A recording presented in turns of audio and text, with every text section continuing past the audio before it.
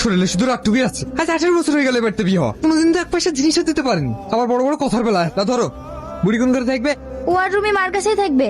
আব্বা যেরকম বাড়ি করে থুই গেছে সেরকমই পড়ে আছে। এতদিনে দুঃখ ছাতালা ঘর তাই করতে পারে। চুপ করো, শুনতে পেলে খারাপ ভাববে না। ভেবি বা কি করলে? এক রাতের মধ্যে তোমার ভাই কোটিপতি হয়ে যাবে নাকি?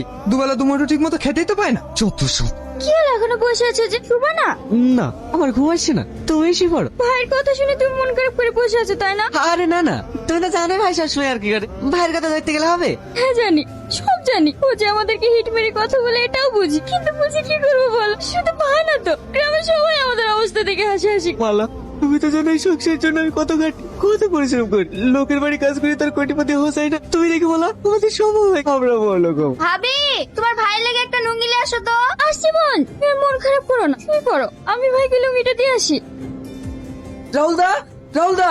হ্যাঁ নাকি বল, সকাল থেকে কি করছিলা তুমি? বলছিলাম না আমার গাড়িটা ধুয়ে রাখতে, এখন পর্যন্ত আমার গাড়িটা ধোনি কেনে? বড় মালিক ফ্যাক্টরিতে যাবে তো, তাই ড্রেসগুলো আয়রন করে দিয়েছিলাম। একটা জামা প্যান্ট আয়রন করতে খুব বেশি হলে 5 মিনিট সময় লাগে। বাকি টাইমটা কি হচ্ছিলি? শুশু ঘুমাচ্ছিলি নাকি? ঘুমাবো কেনে, কাজ করছি না।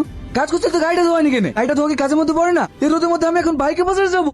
না না, তুমি 5 মিনিট বসো, আমি এক্ষুনি পানি বেরিয়ে দিছি। কি হয়েছে রকি? দেখো না ডাইডি, সকালবেলা গাড়িটা ধুয়ে রাখতে বলেছি, এখনো ধোয়া হয়নি। এইসব লোক কেন বাড়িতে কাজে রাখো? তুই একটু শান্ত হ। গরিব মানুষ কাজ কাম না করলে খাবে কি? যার হল গাড়িটা ধুই দিলে মানুষ কি বলতে গিয়ে কি বলি ফেলেছে, তোর কথা কিছু মনে করিস নি। কি ব্যাপার জয় বাবু, আপনারা এই সময় আমার বাড়িতে? আপনার ছেলে যেসব কাজ করে বেড়াচ্ছে, টানতে টানতে তো আর থানা নিয়ে যেতে পারছি না। আমি জানি আপনার গ্রামে একটা রেপুটেশন আছে, এর জন্য হয়তো আপনাকে সেটাও হারাতে হতে পারে। ছেলেকে একটু দেখে শুনে রাখুন কালাম বাবু। আমার ছেলে কি কিছু করেছে নাকি? সেটা আপনার ছেলেকে জিজ্ঞাসা করুন, আমার থেকে ওই ভালো বলতে পারবে নাকি বস? রকি, ওনারা সব কি বলছে? কি হলো, চুপ করে আছিস কেন? বল। ঠিক আছে ঠিক আছে, তোকে আর বলতে হবে না, আমিই বলছি। আপনার ছেলে রাতে একটা মেয়েকে নিয়ে গিয়ে খুব খারাপ অবস্থা, গরিব মানুষের মেয়ে। ওর বাবা থানায় ডায়েরি করতে এসেছিল, আপনার ছেলে শুনেই সোজা আপনার কাছে চলে আসলাম। কেসটা নিয়ে নিলে কি অবস্থা হবে আপনি তো বুঝতেই পারছেন। স্যার, ব্যাপারটা আপনি একটু ম্যানেজ করুন না। ছেলে মানুষ ছোট্ট একটা ভুল করে ফেলিস। আরে ছোট্ট ভুল না তো, বড়ই ভুল। ওর মহল থেকে অনেক চাপাচাপি চলছে, এসব আসামিদেরকে ছাড়াই যাবে না। এ অফিসার, ভুল জায়গায় এন্টি মেরেছি। রামু, কাপড়টা দেখেছিস? চল কাল্টি মার, চল। চুপ! লকাপা পরে এমন মার দেবো না, নিজের নামটাও ঠিক মতো বলতে পারবি না। চল।